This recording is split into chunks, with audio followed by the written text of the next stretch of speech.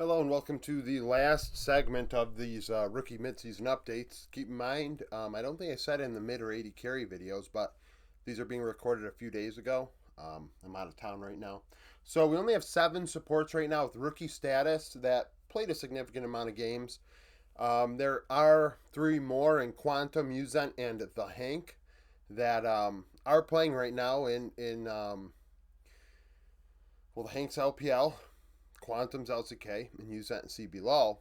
If they continue to play throughout summer, they'll be at the end of the season in that content. We talk about rookies in hindsight and consider who the rookies of the year were.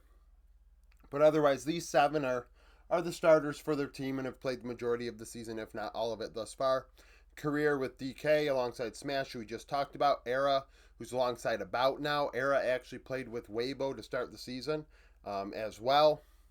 We have Feng Yu playing alongside Jackie Love. He played along Shaki as well in the beginning of the season, who is not a rookie. Namgun playing alongside Teddy on Bro. Laspa with Upset and Fnatic. Cryogen on FlyQuest with Masu. And Momochi playing alongside Bao on Fluxo. So, an interesting group. There are some decent players on here that have a bright future, in my opinion. Statistically, they show they have the right markers, if you will, for success. With supports, stats are definitely the most scuffed, right? Because supports provide that shot calling value and facilitator playmaking value that we really cannot. Well, facilitator we can show in kill participation, but really their value doesn't show up in stats as much as the other roles. With KDA, I mean, if you're dying, that's okay as a support as long as your team's still winning. You're dying first, going in, making something happen. But if you're on a team that's doing terribly and you have a good KDA, it makes me wonder if you're not pulling the trigger and getting involved when things need to be done. In terms of kill participation, the player that is doing the most is Cryogen on FlyQuest. He's involved in more than 4 out of every 5 kills for the team. He is driving the bus. And for a rookie at his age to drive the bus is a significant marker for me of somebody that, hey, this kid knows what he's doing. FlyQuest are not terrible. They're going to continue to get better, and by season's end, we'll see where they stand with what is one of the younger rosters in Lol Esports. 77 for Momochi. He's probably driving the bus. Era, Laspa, Career. Now, on the lower end of thing is Namgun. Namgun, only 2 out of every 3 kills. Gideon is driving that bus, alongside maybe Roamer, Loki, or whoever the fuck is going to be their mid on that day. Something to note about Namgun, though, despite his lack of kill participation, he has a 1.1 ROI. That means he's dealing more damage than he receives in gold. And at support, that is a sign to me of a very aggressive support. Plus 9 is what I would consider to be aggressive, and then we start getting to a hybrid where, a support could do a little bit of both, 0.75 to 0.9. But once you get below 0.75, and lower, I start thinking, okay, this is a traditional support. This is not somebody who's going to play a kill lane necessarily. They're not going to play a high damage, high octane build on their champion. They're going to play a traditional support, a Leona, Nautilus, a Lulu, a Nami, and shit like that, and facilitate and make things happen, heal, etc. And that's what Laspa's doing at 0.67. Just keep Upset ahead. Laspa and Upset more often than not are solid in the bot lane duo for Fnatic in the early game. It's more so the mid to late game that leaves a bit to be desired. Cryogen at 1 as well, doing a lot of work for FlyQuest. Vision efficiency. +2 is good. In the current landscape, LOL Esports and the way the game is played and with the updates, etc., 2 is kind of just the standard. It isn't what my opinion would be a great vision efficiency. We're looking at 2.15 or higher as being somebody really exemplary. Excuse me, and Cryogen does that as well, 2.22. So he's involved. He's dealing a lot of damage due to that involvement, as well as doing well in the vision department. These are all 3 big markers for me on a support statistically that's got a bright future and is doing the right things already. Not to say these kids don't have a bright future, but that Cryogen's already doing the right things.